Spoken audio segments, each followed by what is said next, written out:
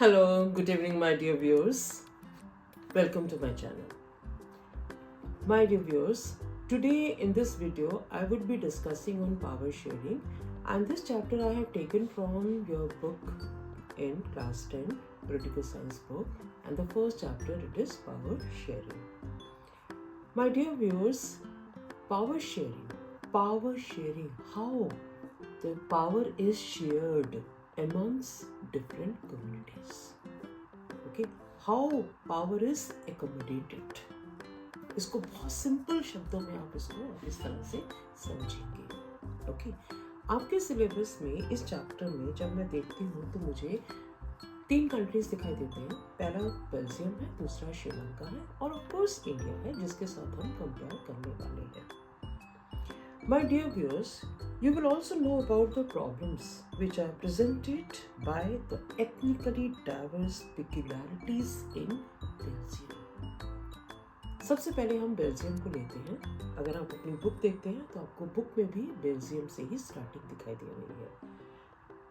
एक चीज़ और मैं आपको समझाना चाहूँगी कि जब भी हम इन कंट्रीज़ को डिस्कस करते हैं तो सबसे पहले हमारे माइंड में क्या क्लियर होना चाहिए, उसकी मैप लोकेशन, कि वो ये कंट्री जो है मैप में, वर्ल्ड के मैप में, या अगर हम एशिया का मैप देख रहे हैं या मैप ऑफ इंडिया देख रहे हैं, कहीं भी जो भी जिसके बारे में हम डिस्कस कर रहे हैं, तो ये कंट्री लोकेट कहाँ है और इसके आसपास कौन से कंट्रीज हैं.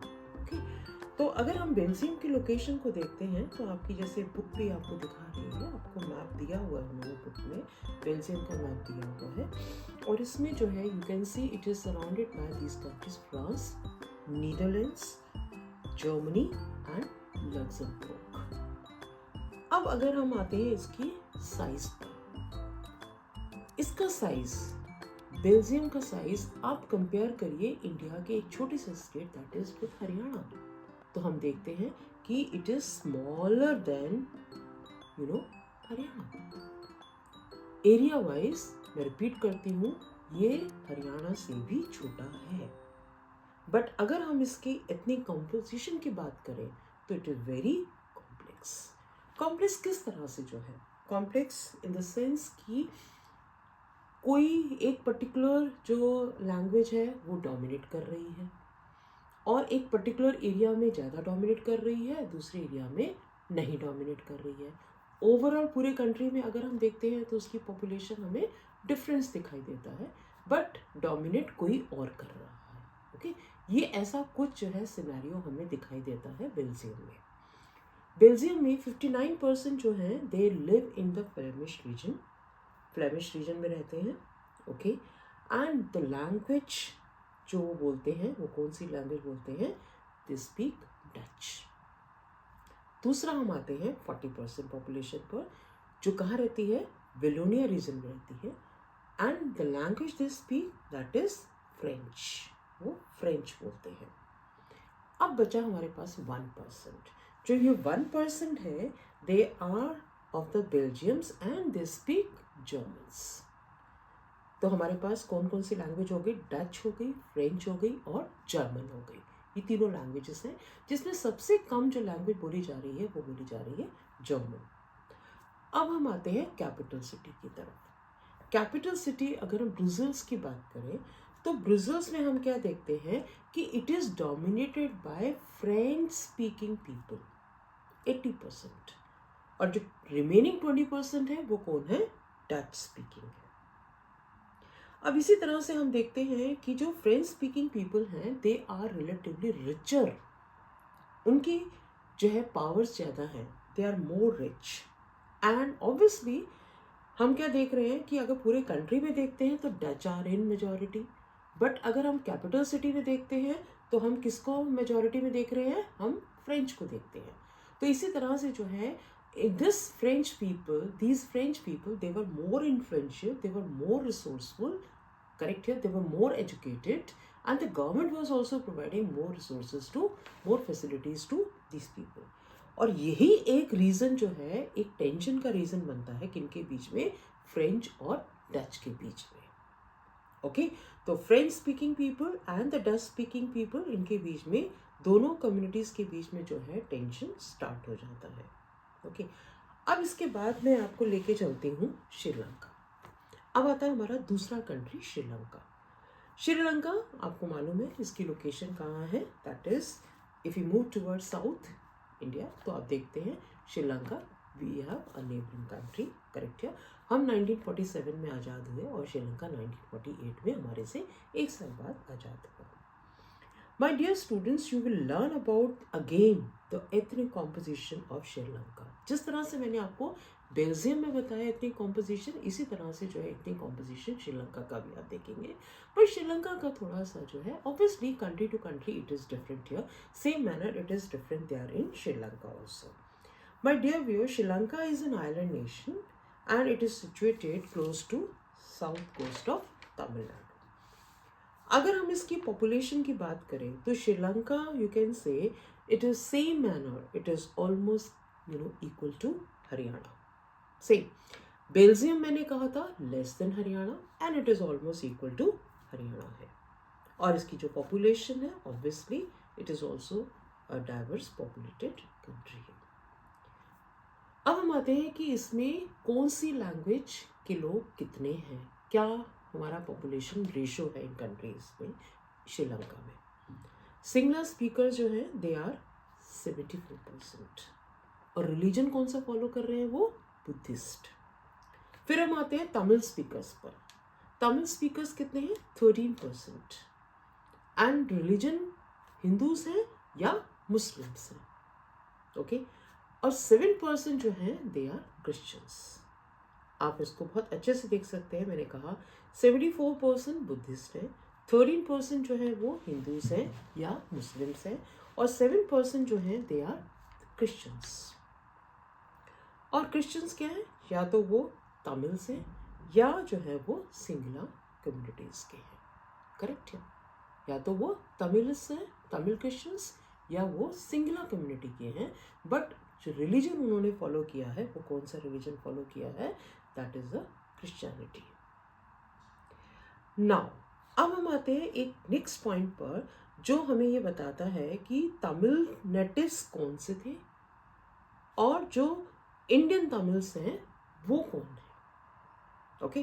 तमिल्स भी आपको वहाँ पे दो तरह के मिलेंगे। There are two sub groups.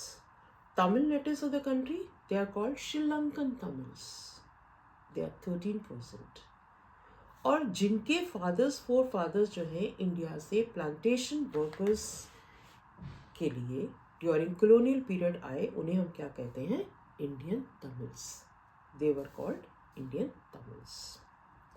अब एक चीज़ और हमारे दिमाग में आती है जो कि श्रीलंका के उसमें ही इन्होंने जो है यहाँ पर आपकी बुक में भी मेंशन किया है, दैट इज मेजॉरिटेरियनिज्म इन श्रीलंका।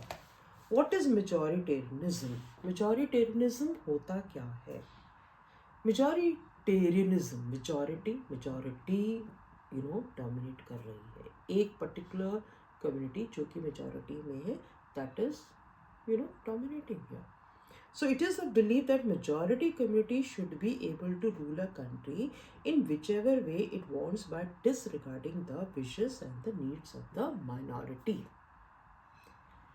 आप मेजॉरिटी में हैं और दूसरी कम्युनिटी माइनॉरिटी में है, मेजॉरिटी कम्युनिटी जैसा चाहे माइनॉरिटी कम्युनिटी के ऊपर अपना रूल अप्लाई करती है, तो इसे हम कहते हैं मेजॉरिटेरियनिज्म हियर।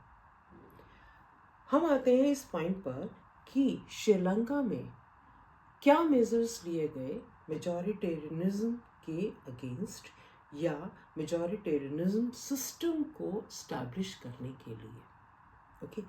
तो इसके लिए आपके पास में पॉइंट है, that is an act which was passed in 1956। 1956 में जो एक्ट पास हुआ और उसने क्या कहा कि सिंगला जो है वो ही एक अकेली ऑफिशियल लैंग्वेज होगी। और उन्होंने किसको जो है इम्पोर्टेंस नहीं दी, they have disregarded the Tamils. Tamilians were disregarded. Tamil language was not given any importance. Government also followed the preferential policy. अगर हम preferential policy की बात करते हैं तो preferential policy जैसे preference, जैसे word ही clear होता है कि एक particular community को जो है ज़्यादा preference दी जाएगी। So government followed the preferential policies. It means for the higher post, जितनी भी हमारी हायर पोस्ट होंगी, गवर्नमेंट पोस्ट होंगी, all these, these all the posts will go for whom? Go to Singla community only. Okay, so Singla applicants were given more preferences to the Tamils or to others. और उसके साथ साथ उन्होंने एक और point लिया, that is here, जो Buddhism है, बुद्धिज्म को जो है उन्होंने क्या ऑफिशियल स्टेट रिलीजन एक्सेप्ट किया।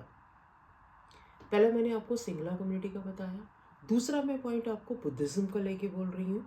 तो ये जितने भी मेजर्स थे, इससे जो है तमिल्स जो थे उन्होंने अपने आप को एलिनेटेड फील किया, और ये बात बिल्कुल क्लियर हो गई कि जो है गवर्नमेंट उनके साथ में नहीं है, and they started feeling isolated.